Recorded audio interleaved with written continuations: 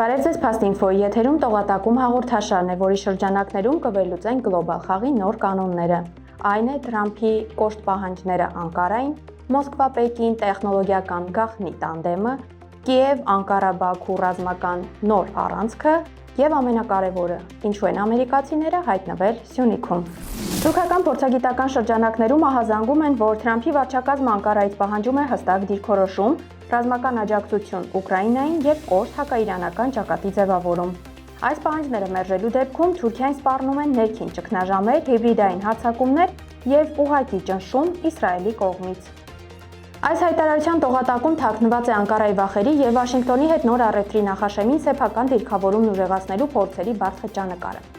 Թուրքական փորձագիտական դաշտը առաջ քաշելով Թրամփի վարչակազմի կոշտ պահանջների թեզը, իրականում նախապատրաստում է ներքին եւ արտաքին դսարանին այն մտքին, որ Անկարան կանգնած է աշխարհաքաղաքական լուրջ ընտրության առաջ, որտեղ անգործությունը հավասարազոր է տնտեսական եւ անվտանգային պատժի։ Իսրայելի կողմից սպառնալիքների հիշատակումը պատահական չէ։ Սա սեփական հանրությանը մոբիլիզացնելու եւ Թուրքիայի ներսում հնարավոր ապակայունացումը նախապես արտաքին ուժերի վրա բարթելու տեխնոլոգիա է, որը թույլ է տալիս Էրդողանի կառավարությանը մանևրելու տարածություն ստեղծել։ Ըստ էության, թուրքական կողմը հասկացնում է, որ Թրամփի գործարքային արտաքին քաղաքականությունը չի հանդուրժելու երկու աթոռի վրա նստելու մարտավարությունը, եւ Անկարային առաջարկվում է կամ դառնալ ամերիկա-իսրայելական առանցքի առաջամարտիկը, ստանալով տնտեսական դիվիդենդներ, կամ պատրաստվել ներքին հիբրիդային հարվածների եւ աշխարհաքաղաքական մեկուսացման։ Սա ոչ թե պարզ վերլուծություն, այլ Անկարայի կողմից Վաշինգտոնին ուղղված հրապարակային ազդակ, որ թուրքական կողմը հասկանում է խաղի կանոնները, բայց պատրաստվում է թանկացնել իր դիմադրության կամ համագործակցության գինը։ Անկարային տեղի ունեցած ՆԱՏՕ-ի գագաթնաժողովի շրջանակներում Թուրքիան եւ Մեծ Բրիտանիան ստորագրել են անվտանգության եւ պաշտպանության ոլորտում գործընկերության համաձայնագիր։ Փաստաթուղթն ընդգրկում է ռազմական գործակցությունը, պաշտպանական արդյունաբերությունը, կիբերանվտանգությունը, տիեզերքն ու պայքարը հիբրիդային սպառնալիքների դեմ։ Կողմերն այս քայլը որակել են որպես ռազմավարական շրջադարձ, որն ուղղված է ՆԱՏՕ-ի եւ տրանսատլանտյան կապերի ամրապնդմանը։ Լոնդոնը, որը Brexit-ից հետո հետևողականորեն իրականացնում է գլոբալ Բրիտանիա ռազմավարությունը, Թուրքիան դիտարկում է որպես հիմնական գործիք Մերձավոր Արևելքում, Սև ծովում եւ Հարավային Կովկասում սեփական ազդեցությունն ընդլայնելու եւ ռուսական ու իրանական գործոնները զսպելու համար։ Անկարայի համար սա իսկական տեխնոլոգիական եւ քաղաքական ճեղքում է։ ՆԱՏՕ-ի շրջանակներում սեփական վարքագծի պատճառով հաճախ մեկուսացման մեջ հայտնվող Թուրքիան այժմ ստանում է դաշինքի առանցքային միջուկային տերություններից մեկի ուղղակի աջակցությունը։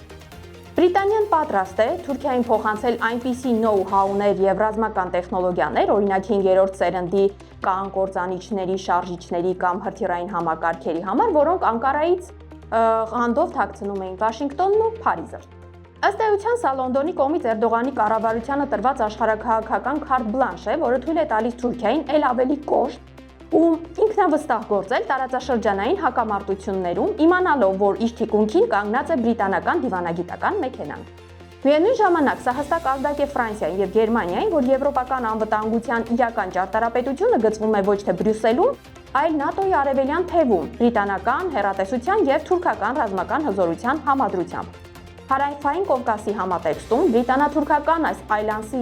ծերտասումը նշանակում է, որ տարածաշրջանային պրոյեկտներում, այդ թվում Ադրբեջանի հավակնությունների հարցում, Անկարան ստանալու է լրացուցիչ արևմտյան լեգիտիմություն, ինչը էապես բարդացնելու է Հայաստանի մանևրելու հնարավորությունները խոշոր խաղացողների բախման թատերաբեմում։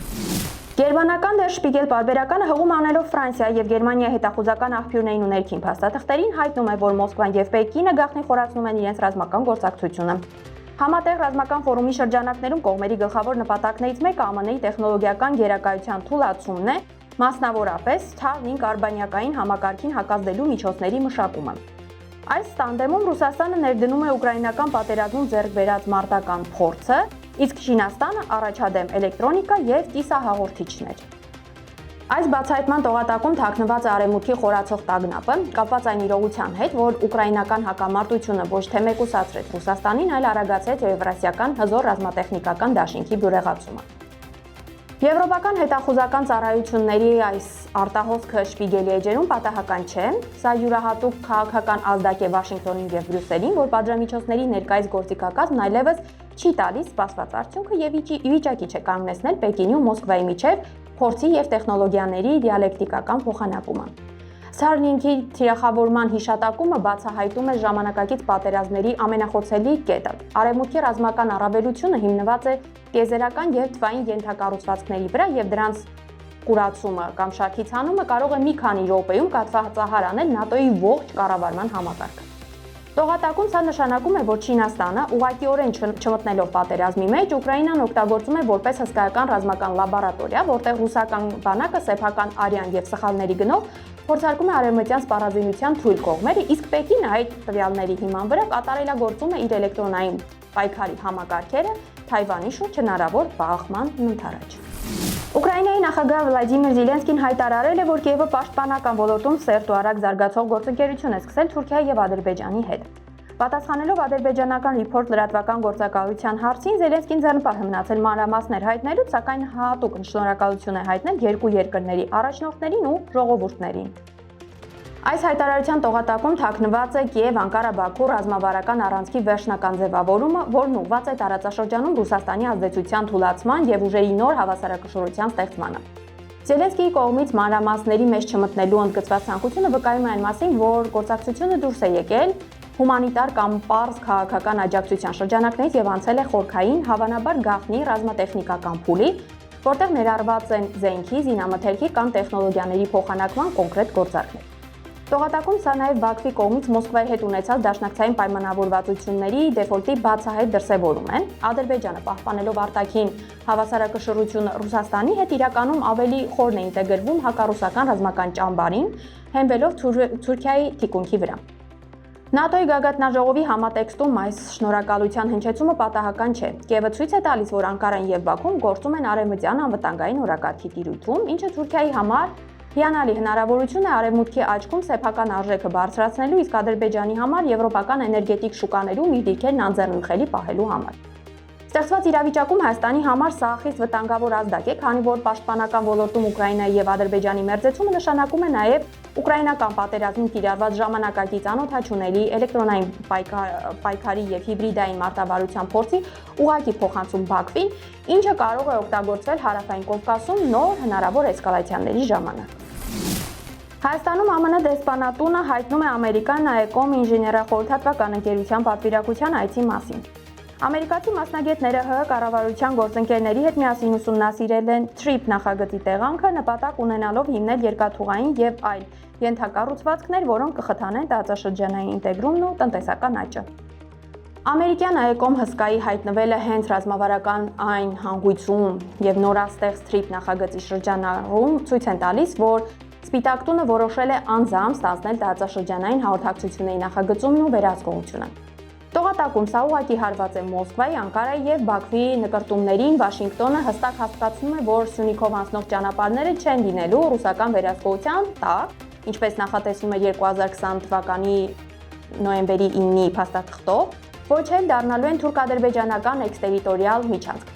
Ամերիկյան կողմը փորձում է առաջ անցնել տարածաշրջանային խաղացողներից ենթակառուցվածքների կառուցումը կապելով սեփական ներդրումների եւ տեխնոլոգիաների հետ, ինչը նրանց հնարավորություն կտա ապագայում օրինական հիմքերով ներկա լինել եւ վերահսկել Իրանի, Ռուսաստանի ու Չինաստանի համար կենսական նշանակություն ունեցող այս խաչմերուկը։ Բացի այդ, նախագծի անվանման մեջ Դոնալդ Թրամփի անվան ուղղակի կիրառումը վկայում է այն մասին, որ Վաշինգտոնը Սյունիքի հարցը դիտարկում է որպես սեփական արտաքին քաղաքականության խոշորագույն ռազմավարական բրենդներից մեկը, որտեղ տնտեսական բարգավաճման խոստումների քողի տակ իրականում իրականացվում է աշխարհաքաղաքական կոշտ սահմանագծում։ Ըստ էության Սյունիքը վերածվում է Արևմուտքի եւ Եվրասիական հակադիր բևեռների միջև աշխարհաքաղաքական մրցակցության գլխավոր թատերաբեմի, որտեղ ամերիկյան ինժեներական ներկայությունը նախատեսված է որպես քաղաքական եւ անվտանգային խարիսկ տարածաշրջանը ռուս-թուրքական հնարավոր պայմանավորվածությունների տիրույթից վերջնականապես դուրս բերելու համար։ Այսօրվա համար պատրաստել էինք այսքանը։ Fast-Info-ի հաղորդումներին արագ հասանելիություն ունենալու համար կարող եք բաժանորդագրվել YouTube-յան մեր ալիքին։ Մնացեք մեզ հետ։